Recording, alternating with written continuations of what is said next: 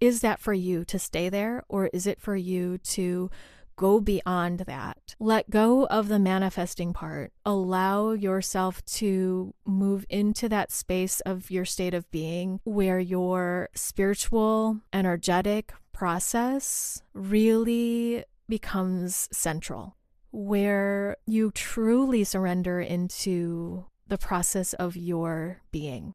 And it's to let go of those desires that you know what's best for you, that you know what's going to happen for you next, but more of an inner listening process where you moment to moment feel into what's here and what's next for you and what's arriving, what you need to do, what you need to look at, what the guidance is now.